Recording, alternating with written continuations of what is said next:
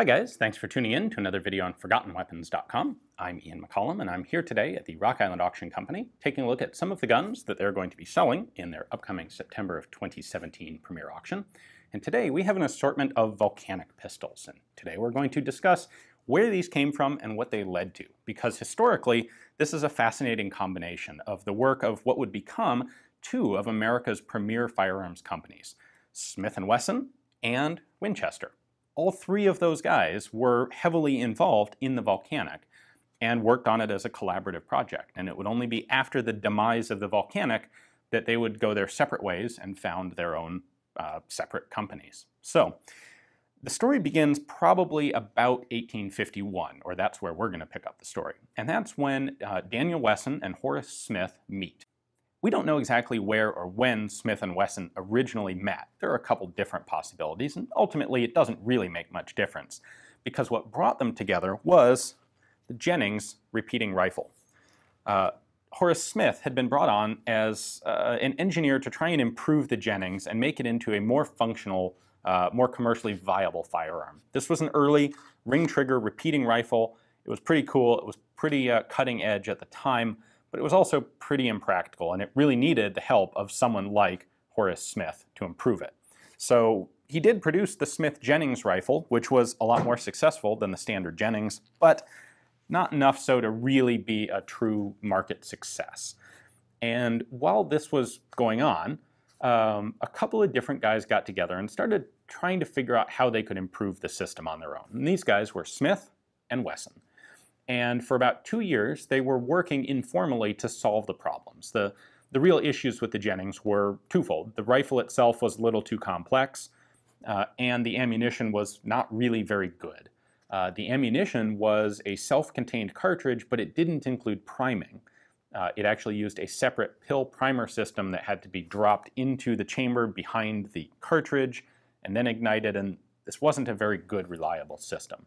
So Smith & Wesson put their heads together and they came up with some ideas on how to do this better. They patented the design for what would become the Volcanic, and they formed a new company, the Smith & Wesson Company. Now, they actually did this in concert with a third partner, a guy named Courtland Palmer. Palmer owned the patents and the rights to the Jennings rifle, including the rights to the rocket ball style of ammunition that was used in this rifle. And the reason that they needed him in the Smith & Wesson Company was their ammunition improvement ideas came pretty close to infringing on his patents, and to be safe, they wanted him involved. And it didn't hurt that he was a relatively wealthy financier and he could bring some much-needed capital to their new company. So they formed up, and each of them brought something to the table. They had between them a shop. They had started manufacturing .41 caliber pistols, so they had a bunch of parts. They had the patent rights to the gun that they had designed. They had Courtland's patents to the ammunition and the systems for the Jennings rifle. And Courtland brought $10,000 of cash with him as well, which certainly helped things. In June of 1854, the Smith & Wesson Company is formally created and they're off to the races. The product that they have to offer on the market is a pretty impressive one, especially on paper. It's a repeating pistol that uses self-contained ammunition, and this is pretty important. You could certainly go out and get yourself a revolver, a 5 or a 6-shot revolver, but that's going to be a muzzle-loading firearm, and you're going to have to carry on powder and separate ball and primers and put it all together, and reloading is very slow. And what Smith & Wesson offered you was 10 shots of .41 caliber ammunition as fast as you could run the lever and pull the trigger. And when you ran out of that, you could open the thing up and just drop self-contained cartridges into it, close the magazine, and fire another 10 rounds. It offered a lot more volume of fire than you could get with any of the existing revolver designs. And the ammunition was self-contained. It was waterproof. You didn't have to carry separate components. All you had to do was carry a box of shells, dump them into the gun, and start shooting. What Smith & Wesson had come up with for their cartridge would continue to be called a rocket ball. And it was basically a hollowed out Minié ball style conical bullet. The inside of the base of the bullet was filled with gunpowder. And then there was an iron, later brass, anvil, sealing plate that held the powder in place. And then a pellet of primer compound, mercury fulminate. And then on top of that was a cork seal. The seal kept everything waterproof. And the idea was when you fired it, the firing pin of the gun would slam this priming pellet against the iron anvil or the metal anvil inside the base of the bullet. That would detonate, that would ignite the gunpowder, and the bullet would go flying out the barrel. You then actually had this little round disc that sometimes would go flying out the barrel behind the bullet, sometimes it wouldn't, and there was a little hook built into the firing pin that would pull this remaining sealing disc out of the action and allow it to fall out of the gun. There were a couple problems that were endemic to this system. Number one is the bullets weren't always quite the right diameter. So sometimes you get undersized bullets, and when you went to seat them in the chamber, they'd go too far in, and then the firing pin couldn't quite reach the priming pellet, and you're stuck. There was no extractor for a complete cartridge. If you had an undersized case get jammed in too far to fire, you'd have to get a cleaning rod and push it out through the muzzle. Not ideal. They also had some problems with the cartridges separating, where especially if you had an oversized bullet, well, sometimes if you had an oversized bullet and you tried to jam it into the chamber, it would detonate while you were trying to fully seat it and fire out a battery, and that would be a problem. Or you might be able to get it all the way into the chamber and then fire it, but if the walls of the bullet were held, or if the walls of the chamber held the bullet too tightly, you could have the nose of the bullet actually separate from the base, and the nose of the bullet would go flying downrange, and it was basically the 1854 equivalent of a separated case head. And then you'd have to try and figure out how to extract the circular remnants of the base of the bullet from your chamber. Again, not an ideal thing. One of the other problems was that the cartridge was severely underpowered. There were two sizes offered, a 31 caliber and a 41 caliber. The 41 was the potent of the two, and yet it fired a 100 grain projectile at 260 feet per second, which is really, really wimpy.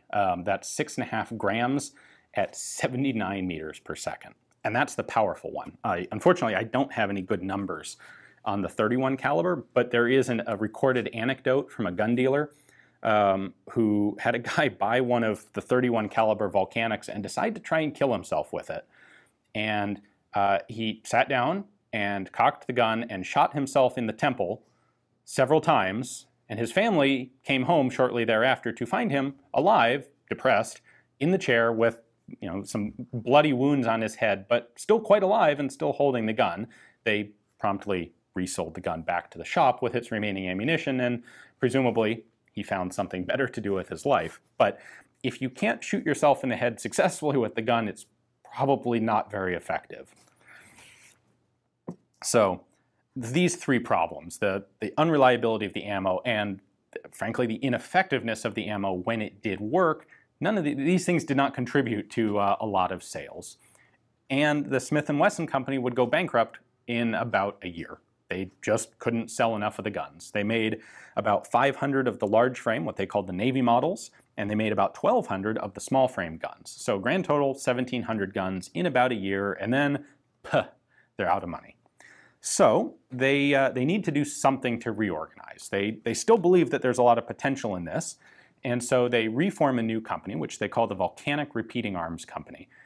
They don't really go bankrupt and sell off everything. What they do is transfer all of their assets involved with the pistol to the new Volcanic company, and they solicit, they sell stock, and so they solicit new financial backers, and one of these new financial backers is a guy named Oliver Winchester. He's made a lot of money running a shirt factory, of all things, and decides that this pistol looks like a pretty cool opportunity, and so he invests a bunch of money in a bunch of the stock of the new Volcanic Repeating Arms Company. What this does is allow Smith & Wesson and Courtland to get a new infusion of cash and keep working, because they think they can still make this work.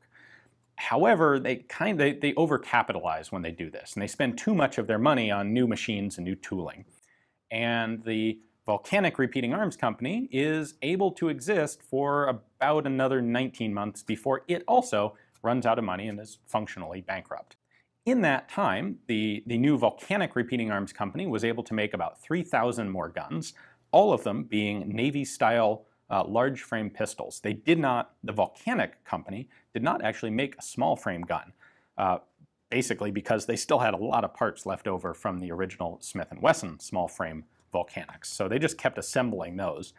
and then they made a new model of the large frame gun, about 3,000 of them. This affair lasted about 19 months, and then they, again, ran out of money because they weren't able to solve any of the fundamental problems of the cartridge. The gun was pretty good. The cartridge was a real letdown. So by 1856, the companies failed again. Things aren't looking very good. Smith & Wesson are kind of sick of this. Okay, you know, they've spent 5 or 6 years of their lives trying to make this thing work. It clearly is not going to. This is going nowhere. They're tired of the company. They're coming up with some other ideas. They're not tired of gun design. And what they come up with is the 22 rimfire cartridge, which, with its metallic case, solves a lot of the problems of these volcanic rocket balls. So in 1856, they have the good luck to have a meeting with a guy named Rollin White, who has patented the idea of a bored-through cylinder for a revolver. They get an exclusive license to use his patent, and in 1857, they create the new Smith & Wesson Company, and they release their new 22 caliber 7-shot revolver. At basically the same time, we have the ruins of the Volcanic Repeating Arms Company. Because it had overcapitalized, it had to take out loans. Now there are banks trying to collect on the loans, as well as private investors trying to recoup their money. The company owes a lot of money to a lot of people.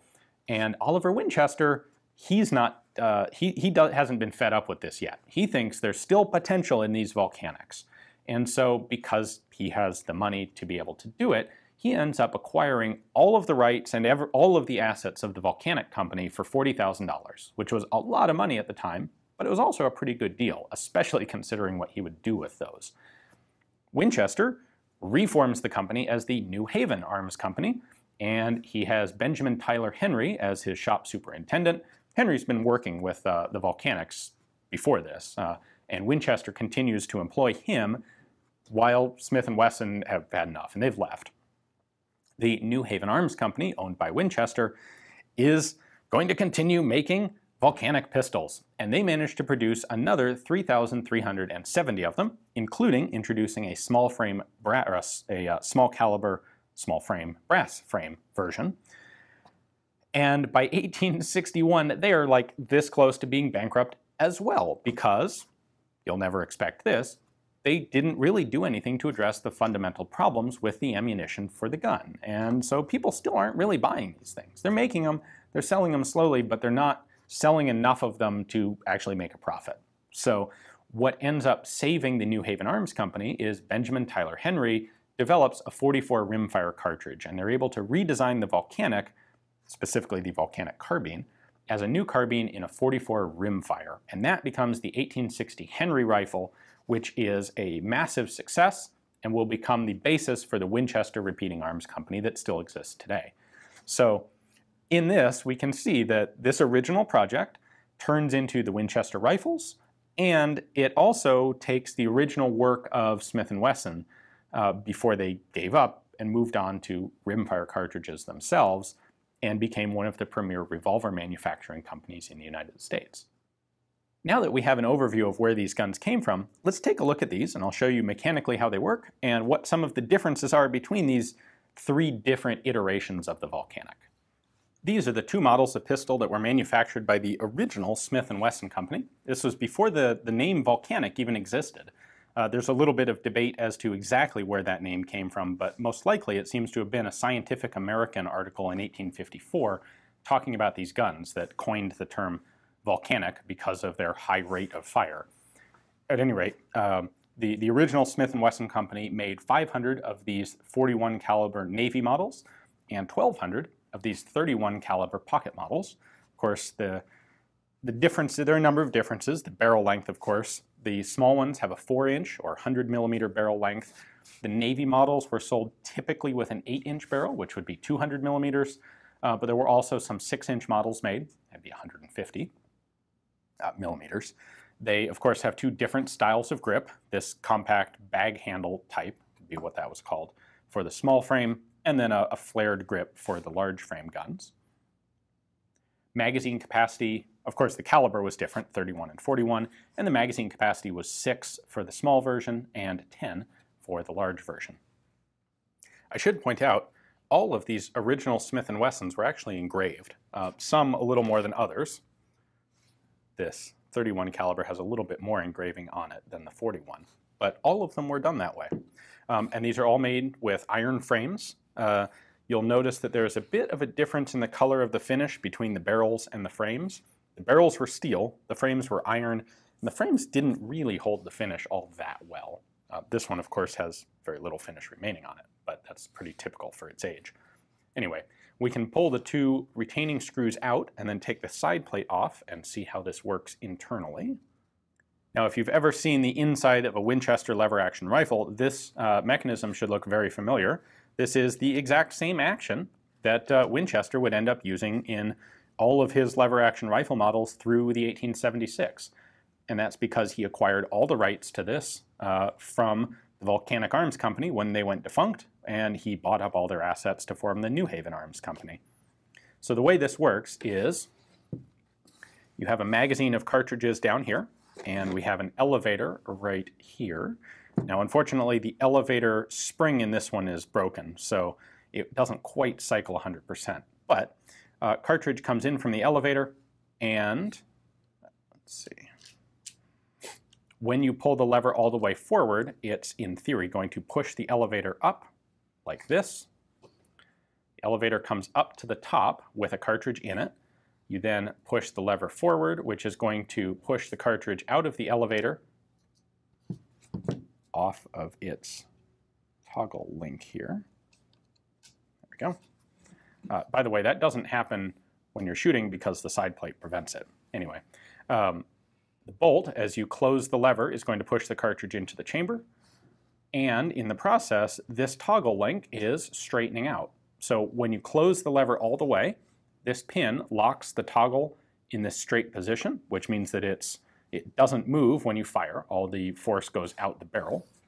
This also pushes the elevator back down to the bottom position, where the magazine spring here pushes the next cartridge onto the elevator, so that after you fire, the hammer drops, fires that cartridge, and then what I would recommend doing is manually cocking the hammer just to make it easier, but you don't have to. You can actually recock the hammer with the back end of the bolt here. But when you cycle the lever the next time, the little hook on the firing pin is going to pull out the remnant of the rocket ball sealing disc, assuming it didn't go flying downrange, and then this whole process repeats, and you've got 10 shots like this.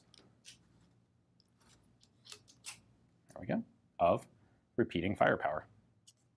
In order to load the gun, you're going to look on the bottom here, and we have a slot cut all the way up the magazine tube and this follower. And so the follower is back here when it's empty. In order to load it, you're going to pull the follower all the way up to the muzzle and then rotate the muzzle about 45 degrees off. That then gives you access to the opening of the magazine tube, and you would drop 10 cartridges down in here, pointing upwards. Once you have all 10 in, you're going to rotate the muzzle cap here back to center, and then gently let the follower down onto the cartridges. Now, if it's fully loaded, the follower is going to be right up here. And then as you fire, the follower is going to push down like this. Unlike many pistols of the day, the sights on the Volcanic are actually not half bad at all. There's a nice big notch that's dovetailed into the frame. By the way, interestingly, the serial number is on the rear sight as well as being on a bunch of internal parts. So you can see it there. This is number 164. One question that does arise is, how do you cycle this thing? You know, that ring trigger is kind of weird when that's also your grip. And the answer is, I think it's actually doable. So what I would recommend doing is cocking the hammer, and then you can actually cycle this one-handed without too much trouble. I think you'd get the hang of it with some practice. And then fire the gun. Now, in theory, you can recock the hammer with the ring, but doing that with a firing grip is pretty hard. And reaching the hammer is pretty easy. So you recock it, cycle the gun like that. And lastly, before we move on, let's make sure to take a look at the markings. Smith & Wesson on the top, Norwich, Connecticut, cast steel patent. So the patent, of course, refers to Smith & Wesson's 1854 patent for the pistol design. Cast steel refers to the barrel, not the receiver, which is iron. These were made in Norwich. The New Haven Company would, for a while, use the exact same facility in Norwich before moving to a larger one. And then, of course, there's the Smith & Wesson name. We have a slightly different variety of markings on this .31 caliber gun. It has on the left side of the barrel patent and the 1854 date. Then on the top, it's marked Smith & Wesson, Norwich, Connecticut. And actually has the cast steel mark on the other side. I should also point out that the Smith & Wesson barrels were very characteristically half octagon and half round. When the Volcanic Repeating Arms Company replaced Smith & Wesson, not very much changed. The obvious difference is that they started using brass for the frames instead of cast iron. And there was a little bit of a change to the grip profile. So on the Volcanic guns, it's nice and smooth, where on the original Smith & Wessons, there's kind of a little hump here at the top behind the hammer that they got rid of. Little details like the trigger spur disappeared as well. But this Volcanic marked model is mechanically identical. That didn't change. The barrel went from half round to full octagon. This was the less time intensive style because barrels were made out of square blanks. Making it octagonal required cutting off the corners, and then making it round required taking an octagonal barrel and putting it on the lathe and turning it round. So if you didn't do that, you could save a fairly expensive step of the manufacturing process. The markings we have on here now actually say Volcanic, the Volcanic, Repeating Arms Company, patent, New Haven, Connecticut, and that same 1854 patent date. Despite the fact that they are visually basically identical and mechanically totally identical, it's important to point out that the Volcanic Repeating Arms Company did not ever make a .31 caliber pistol.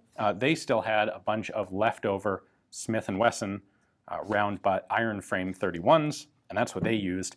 It wasn't until New Haven Arms Company took over that this model came out. It remains completely identical to the same pattern that has been used thus far. The Volcanics never changed in any mechanically substantial way over the course of their production. It was just some material changes, detail changes, and marking changes. And with this final iteration, now the word Volcanic is gone. It would continue to be used in advertising. Oliver Winchester thought it was a really cool name and thought it had a lot of publicity value. But the markings on this gun are now just New Haven, Connecticut, and that 1854 patent date. There were two models of this little extractor hook on the firing pin that were used over the course of Volcanic production.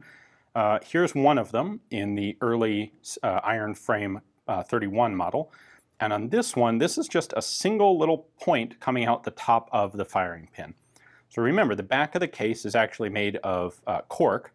And the idea was when this impacted, it would hit with enough force to set off the primer, and then that little hook would embed in the cork and pull it backwards out of the chamber when you opened the gun.